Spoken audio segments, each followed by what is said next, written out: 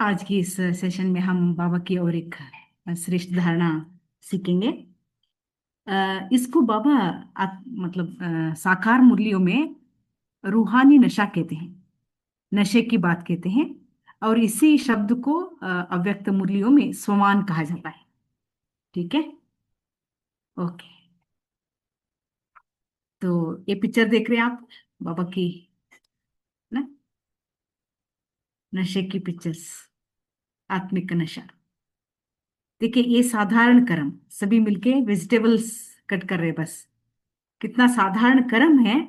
But मन की स्थिति क्या है, यही बाबा हमको सिखाते हैं। हमको ये मतलब जो डे टू डे कर्म हम करते हैं वही करते हैं हम। उसको छोड़ के नहीं, दूसरा कोई हाई फाई सोचते नहीं है।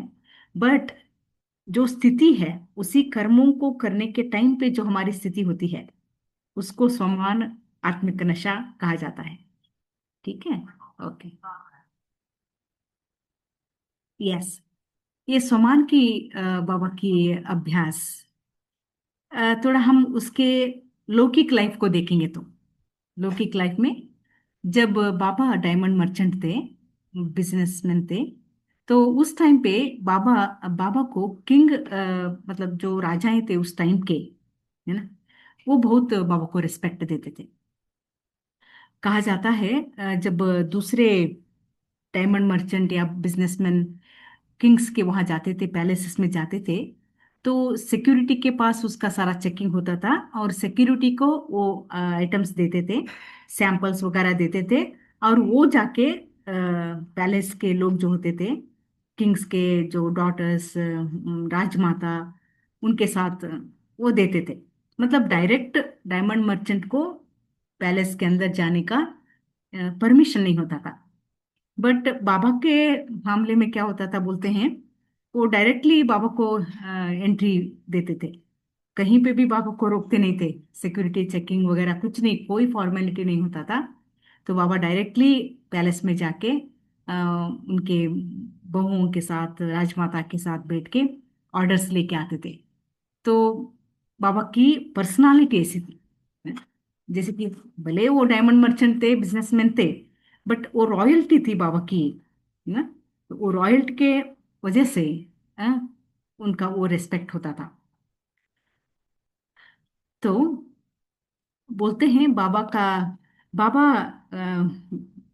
ये राजाओं के संबंध संपर्क में आते थे, तो राजाएं बाबा को ऐसे रिकॉग्नाइज करते थे। वो क्या बोलते थे, लक्की राम बाबू, भगवान से तो भूल हो गई है। बोलते थे कि हमको तो राजा बनाया, हाँ, राजापन के सभी संस्कार तो आप में है, आपको राजा बनाना था परमात्मा, ऐसे बोल के वो खुद कहते थे। क्योंकि 10 किंग्स के साथ अगर बाबा खड़े होते थे, तो उनके ग्रुप में बाबा का ही मतलब वाइब्रेशंस ने किंग जैसे मतलब है, इतनी ऊंच पर्सनालिटी बाबा की थी। हाँ। तो इसलिए वो खुद किंग्स ऐसे बोलते थे बाबा को, बिकॉज ऑफ दैट रॉयल्टी। हम समझते हैं it was not because of the present life. बाबा का जो सतयुगी, त्रेता युगी, वट एवर रिकॉर्ड था ना, राजाई के, वो श्रेष्ठ दैवी गुणों के, उसकी वजह से लास्ट जन्म में भी बाबा का वो रॉयल्टी, वो राजापन की संस्कार थे। ठीक है। तो सुमान की बातें पहले से ही थे बाबा के अंदर, हम्म, लौकिक के हिसाब से भले। तो बोलते हैं बाबा कभी कभी अपने क्लाइंट्स और कस्टमर्स को पार्टी देते थे। पार्टी उसके घर में ही होता था, ऑल कंप्लीट वेजिटेरियन फूड, है ना। बिल्कुल जैसे कि बाहर वाले पार्टियां होते हैं ना, वो कोई भी बातें उधर नहीं होते थे। तो उन पार्टियों में भी ब्रिटिश आते थे, ब्रिटिश भी होते थे, और भारत के कई ना बाबा के संबंध संपर्क वाले भी आते थे। तो वो बाबा को बोलते थे, क्योंकि उधर अल्कोहल नहीं होता था, smoking not allowed, non veg तो दूर दूर तक नहीं है। तो वो बोलते थे, दादा आपका पार्टी तो पीका पीका है, पीका आज पीका रहता ते है, बाबा निकाल ऐसे बोलते। सांगतात काय काय भेटतं की डायरेक्शन स्वतःला चेक करायला लावलं. ऐसे कमेंट करते थे, दादा आपका ना पार्टी पीका पीका रहता है। तो बाबा उन लोगों को कहते थे, देखो आप मुझे पेपर नोट देते हो और मैं आपको डायमंड देता हूँ, है ना। आपके पेपर नोट के लिए मैं अपना धर्म नहीं छोड़ सकता है। मतलब बाबा धर्मनिष्ठ थे, कोई भी कंडीशन में अपने धर्म को नहीं छोड़ा, अपने वैल्यूज जो मॉरल्स थे, है ना, वो नहीं छोड़ा ना। तो एक एग्जाम्पल है, बाबा एक बिजनेसमैन के लिए एक एग्जाम्पल है। इतना कमाए, अभी इतना फेमस भी बने, इतना रिच बने, but not never compromising on his morality, धर्म कभी नहीं छोड़ा। बहुत स्ट्रिक्ट रहते थे बाबा। बाबा सीधा बोलते थे, अगर आपको पसंद है तो आओ, नहीं तो इट्स ओके, बट हाँ दूसरी कोई बातें नहीं होंगी यहाँ पे। तो ऐसे बाबा की रॉयल्टी होती थी। और because of his royalty he use to get invitation from kings. Udaipur राजा, जयपुर राजा, नेपाल राजा, इवन मैसूर के राजा भी बाबा के कस्टमर होते थे।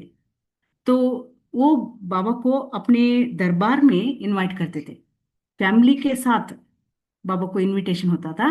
वो दरबार में बाबा बैठते थे कहते हैं। तो एक नारायण दादा कभी अपने इंटरव्यू में बोल रहे थे, बाबा की पर्सनालिटी कैसी थी लौकिक में भी। तो कभी एक बार क्या हुआ, बाबा नेपाल गए थे, उनका पर्सनल ट्रिप था, फैमिली के साथ नेपाल गए थे। और वैसे भी राजा से मिले गए थे, वहां के राजा बाबा को इनवाइट किए, मिलके जाओ करके। तो नारायण दादा बहुत छोटे थे तब, उनको इतना समझ नहीं थी। बट जैसे ही बाबा ने, दरबार चल रहा था, तो बाबा ने दरबार में एंट्री किया। बाबा की ऐसी पर्सनालिटी, वो मतलब दरबार में एंट्री होने की वो जो स्टाइल थी, उसको देख के वो राजा खड़े हो गया, सिंहासन पर बैठा हुआ है, तो बाबा को देख के वो खड़ा हो गया। But that should not be the case. राजा किसी के लिए भी खड़ा नहीं होना चाहिए। उसको वो खुद कंफ्यूज हो गया, ऐसे कैसे मैं खड़ा हो गया करके, फिर अपने आप को संभाल के बैठ गया। तो मतलब इतनी पावरफुल पर्सनालिटी बाबा की थी, राजा ही भी बाबा को रिस्पेक्ट देते थे। तो it was because of his ना सोल क्वालिटी ऐसी थी। ओके। तो सोमान की बात जब आती है, हम मुरलियों में सुनते हैं, अव्यक्त मुरलियों में शिव बाबा कहते हैं, निरंतर सोमान का अनुभव करना ही संपूर्ण बनना है। सोमान का महत्व सिखाते हुए शिव बाबा कहते हैं, जो आत्मा निरंतर सोमान के अनुभव अभ्यास करते हैं, उसी स्थिति में रहते हैं, उस स्मृति में रहते हैं, वो आत्मा संपूर्ण बन जाती है। मतलब ये सोमान के अंदर बहुत सारे गुण होते हैं, शक्तियां होती है, बहुत सारी धारणाएं आ जाती है, उनके अंदर सेवाएं समाई हुई है, और शिव बाबा की याद समाई हुई है। तो इसलिए सोमान का महत्व बहुत है। शायद हम ब्राह्मण परिवार जितना बाबा समझाते हैं सोमान का महत्व, उतना अभी तक हमने अ, पहचाना नहीं, उसको अभ्यास नहीं किया है। बट ब्रह्मा बाबा ने इसको पकड़ लिया था। मतलब सुमान का जो शक्ति है, वो हम ब्रह्मा बाबा के लाइफ में देखा है। तो वैसे भी आप देखिए, सुमान का अभ्यास जब स्पिरिचुअल, वो तो लौकिक में जो था बाबा का पर्सनालिटी वो था, बट स्पिरिचुअल इसमें संगम युग में आने के बाद बाबा को पहला एक साक्षात्कार हुआ। मैं बोल रही थी ना आपको, मूलचंद चाचा का देहांत के बाद बाबा को एक साक्षात्कार हुआ था।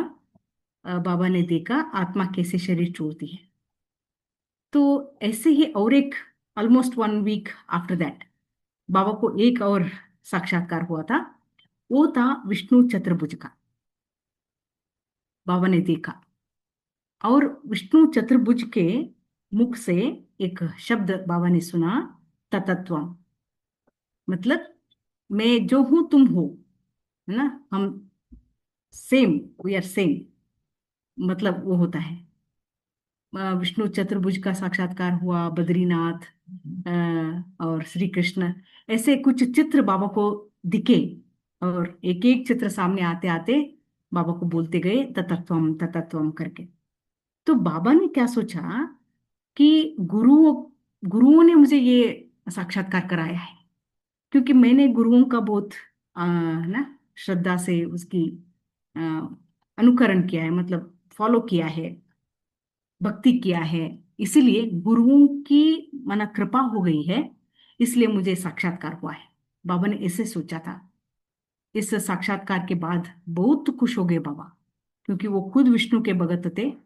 तो एक भगत को इससे बड़ा क्या चाहिए फिर। साक्षात्कार is the highest achievement in भक्ति। तो बाबा बहुत खुश होके जाके अपने गुरु के पास जाता है, फिर से जाके साष्टांग नमस्कार करते हैं गुरु को, कि आपने मुझे धन्य बनाया, साक्षात्कार कराया, मुझे सब कुछ मिल गया, ऐसे बोल रहे थे। बट वो गुरु को देखने से पता चला कि उसको इसके बारे में कुछ पता ही नहीं है। सीधा बोले, गुरु वॉज वेरी ऑनेस्ट। उसने कहा, दादा, ऐसे साक्षात्कार हमने नहीं कराई, हमको पता नहीं आपको ये साक्षात्कार कैसे हुआ। तो बाबा को कंफ्यूज हो गया, गुरु ही नहीं जान रहा है तो किसने कराया ये, ततत्वम का मतलब क्या है ना। ऐसे बाबा का संकल्प चला। तो उसके बाद फिर सीरीज ऑफ साक्षात्कार होते गए। बट वहां से लेकर उसने अपना भविष्य चित्र देखा। May be that time he was not knowing that, but ठीक है। और बाबा कहते हैं साकार मुरली में, ब्रह्मा बाबा की इस नशा को, मतलब सुमान को, नारायणी नशा कहते हैं। नारायणी नशा मतलब द स्मृति and the experience of the future role. जब स्वयं शिव बाबा ने उसको कह दिया कि तुम ये बनने वाले हो, आने वाले सतयुग में you will become the number one नाम, नारायण। जब साक्षात्कार हुआ, जब मुरली में ये बातें आने लगी, तो बाबा को एक बहुत जोर से नशा चढ़ा ना। टॉप बोलते हैं ना, बाबा बोलते यहाँ यहाँ चढ़ना चाहिए नशा। तो बाबा को निरंतर वो स्मृति रहती थी, वो अनुभव करने लगे बाबा अपने फ्यूचर के रोल को, वो गुणों को, वो शक्तियों को बाबा अनुभव करने लगे, उस खुशी में रहने लगे। तो उसको नारायणी नशा कहते हैं।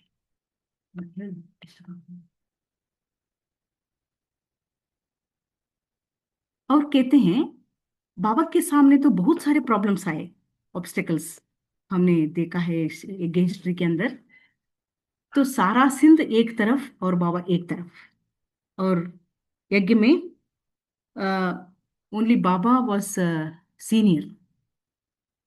जो भी आए बाकी, वो तो बहुत सारे लोग टीनेजर थे, है ना, उतने। हाँ, मतलब बाबा अकेला सब कुछ संभालना पड़ता था, फेस करना पड़ता था। But the secret power to face all kind of obstacles, रूहानी नशा। तो बाबा को एक नशा क्या थी, मैं नारायण बनने वाला हूँ, श्री कृष्ण बनने वाला हूँ। सिंधी में कहते हैं इसको मिचनू, कहते हैं श्री कृष्ण को। मैं मिचनू बनूंगा, मैं मिचनू बनूंगा, ये बाबा को नशा चढ़ता था। और उसके सामने, उस इतने बड़े रोल के सामने, ये सारी बातें बाबा को छोटे दिखाई देते थे। ये लोगों की छोटी छोटी बातें, कंप्लेंट्स, झगड़े वगैरह, वॉटेवर। तो उस पावर, समान की शक्ति से बाबा ने सारे ऑब्स्टेकल्स को क्रॉस किया। स्वयं शिव बाबा कहते हैं नारायण बनूंगा। हाँ, उसके सामने तो जो बाबा दे रहा है प्रॉपर्टी, जो ज्ञान, पावर, शक्ति, मतलब प्यार दे रहा है बाबा, हाँ, इतनी हमारी ना मदद कर रहा है, इसके सामने ये सारी बातें छोटी हैं। तो सुमान का शक्ति बाबा के साथ काम किया। ठीक है। और यस, आप सोचिए, संगम पर कोई भी आत्मा जब आती है, कोर्स किया, बाबा को पहचान लिया, अपने आप को आत्मा समझ लिया, तो उसका संगम पर रीबर्थ हो गया, मतलब नया जन्म हो गया। स्पिरिचुअल रीबर्थ में एवरीथिंग इज न्यू। जैसे कि कोई आत्मा का पुनर्जन्म हो जाता है, तो इट्स कंप्लीटली न्यू, फ्रेश। तो यहाँ पे क्या हो गया, सबका जो भी संगम पर आए बाबा के साथ, उन सबका सब कुछ चेंज क्या हुआ, न्यू पेरेंट्स, शिव बाबा ही माता पिता, हर एक को नए नाम मिले। यज्ञ में स्टार्टिंग जो भी आए उनको नए नाम मिले, संदेशी उनका नाम लेके आते थे, है ना, उसका नाम भी बदल गया। हाँ, और न्यू स्टडी, रोज मुरली का स्टडी, देवी देवता बनने का ये स्टडी सबको, हाँ, शुरू हो गया। ये यूनिवर्सिटी, यूनिवर्सिटी नाम तो बाद में आया जब वो भारत में शिफ्ट हो गए। उस टाइम पे तो वो मंडली ही था, बट गॉडली स्टूडेंट शब्द तो था। तो गॉडली स्टडी और न्यू एम ऑफ लाइफ कि मुझे स्वर्गवासी बनना है, सतयुग में ऊंच पद पाना है, ये न्यू एम था। And new family, divine family, दैवी परिवार, हाँ, ईश्वरीय परिवार, और न्यू कॉन्सियसनेस, उनकी कॉन्सियसनेस बदल गई।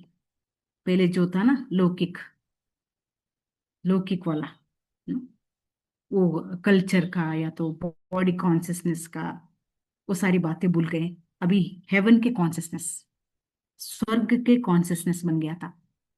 ठीक है, उसके अंदर सुमान की बातें आती हैं। और फर्स्ट सोमान, वो सबने क्या अनुभव किया, बाबा, मम्मा और पूरा परिवार। फर्स्ट सोमान ओम, और ये ओम मंडली में, ओम मंडली में हर एक को ओम नाम से पुकारा जाता था। जैसे कि ओम राधे, ओम बाबा, ओम जानकी, ऐसे नाम के पहले ओम की याद दिलाने के लिए कि आप एक आत्मा हो। और मम्मा ने क्या किया था, वो ओम निवास में जो बच्चे पढ़ते थे ना, एक बोर्डिंग स्कूल बन गया था अंदर, एक एक के अंदर ही।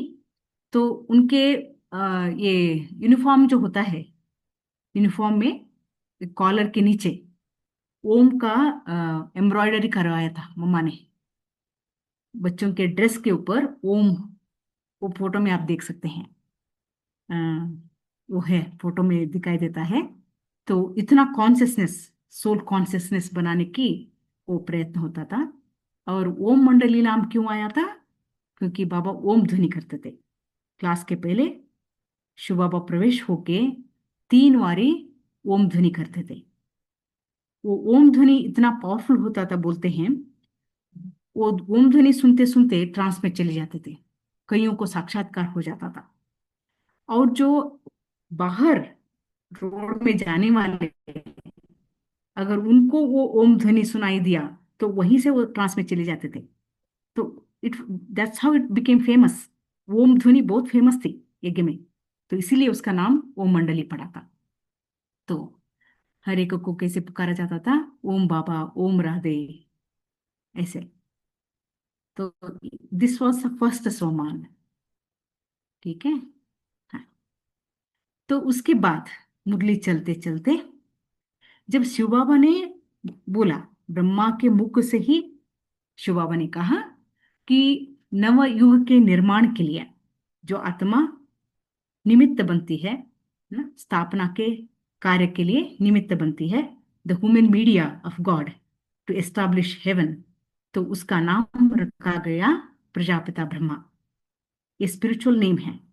जैसे कि दादियों का नाम बदल गया, जैसे दादी प्रकाशमणि का रामा नाम था, यज्ञ में बाबा ने उसका प्रकाशमणि रखा ना।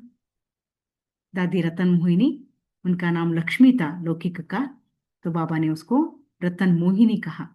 तो ऐसे पहला नाम तो बाबा का ही शिव बाबा ने चेंज किया कि प्रजापिता ब्रह्मा ना।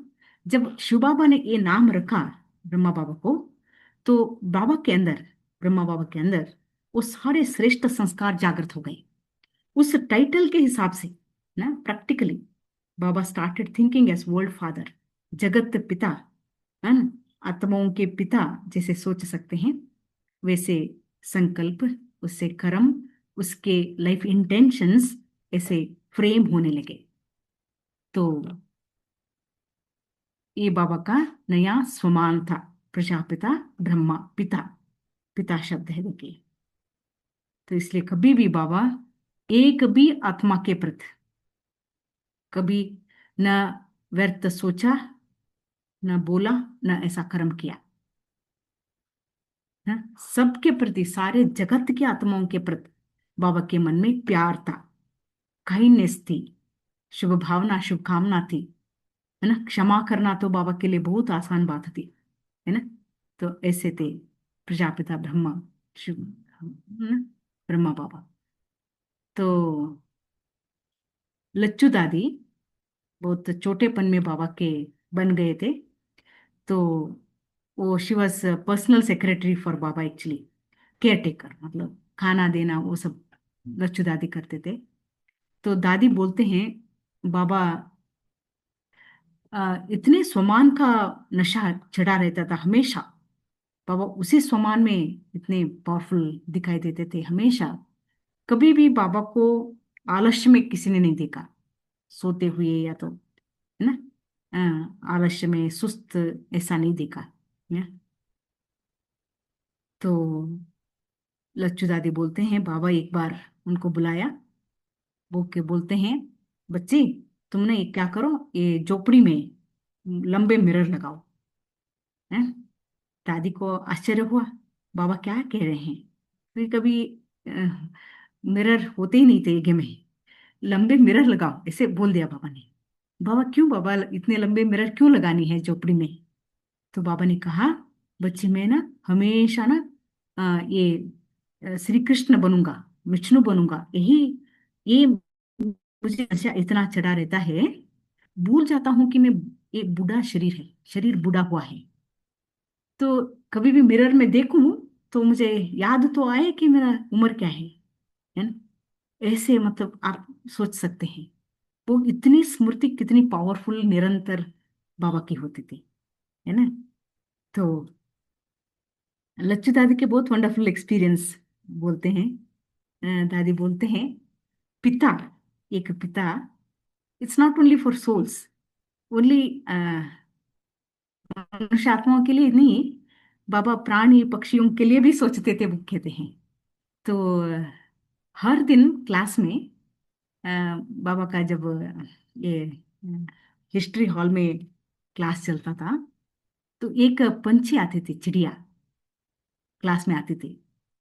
और क्लास के बाद मधुबन में, वो भी पांडव भवन में, अभी तक आज तक भी ये सिस्टम है कि क्लास के बाद टोली मिलता है हर दिन। वंडरफुल वो सिस्टम, है ना। अभी भी 1000 लोग भी होंगे, सबको टोली मिलेगी। ऐसे सिस्टम बाबा के टाइम पे ही था। तो एक चिड़िया होती थी, वो हर रोज टोली खाती थी बाबा के हाथ से।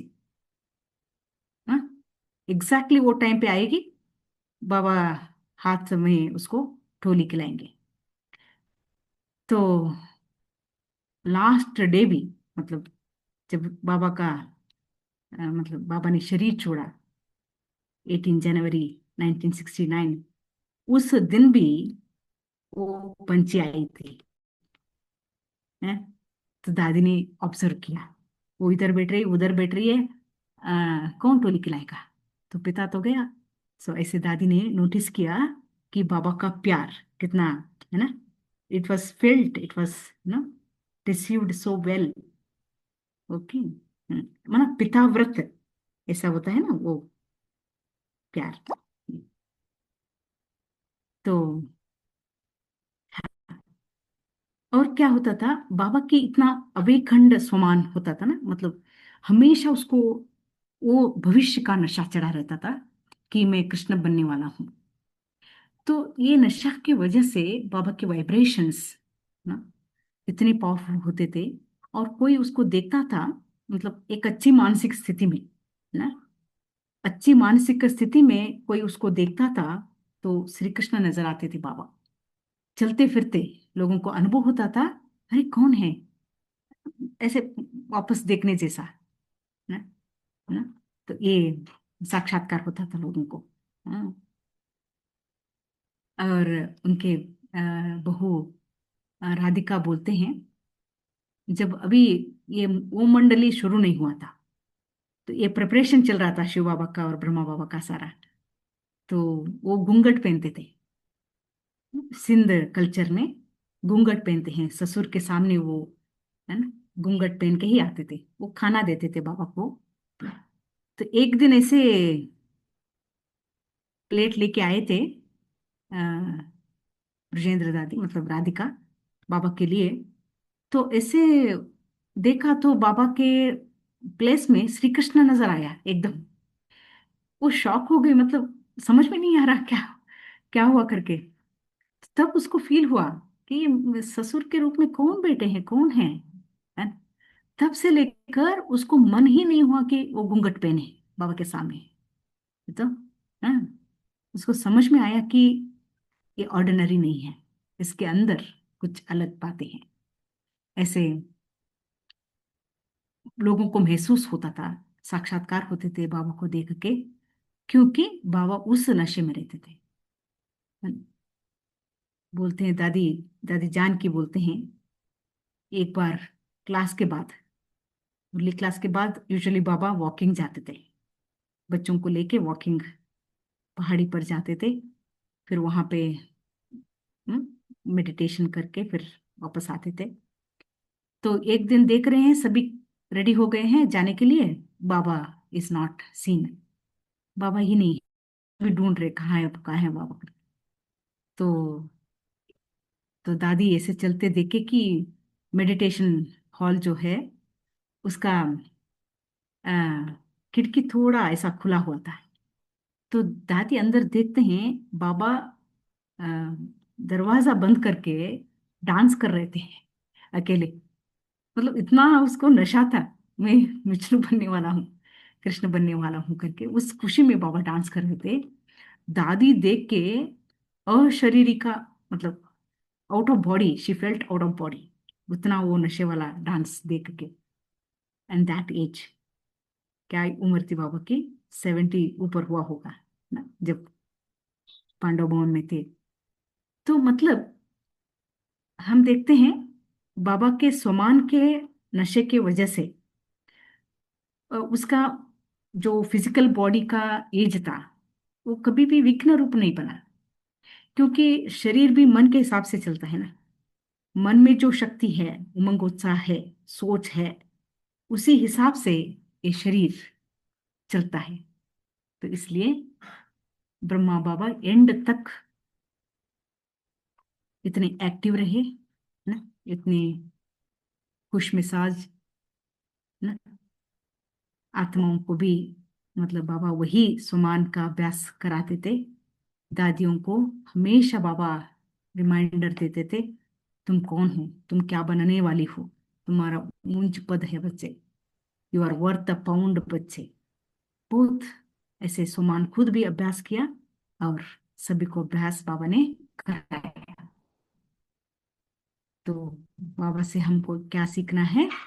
सदा स्वमान की नशा हमको होना चाहिए, क्योंकि स्वमान के नशे के सामने, स्वमान मतलब it's very powerful state of mind, उसके सामने विघ्न भी नहीं ठहरेंगे, है ना।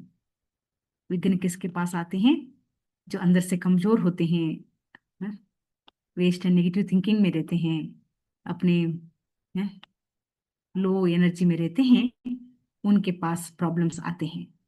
बट जो इतने पॉजिटिव लाइफ एनर्जी रेडिएट करते रहते हैं, उनके पास ऑब्स्टेकल ठहरेंगे नहीं। तो यही हुआ यज्ञ में।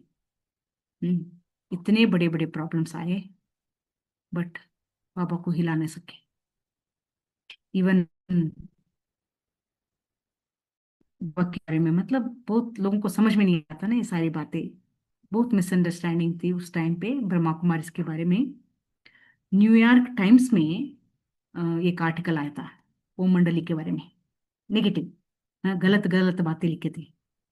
तो बच्चे बहुत अफसोस किए, आके बाबा को बोलते हैं, देखिए बाबा, आपके बारे में और यज्ञ के बारे में ऐसे ऐसे लिखे हैं लोगों ने। तो बाबा ने कहा, देखिए सुमान में रहने वाले आत्माओं, सत्यता के मार्ग पर चलने वाले आत्माओं को ना, हर बात में पॉजिटिविटी दिखाई देती है।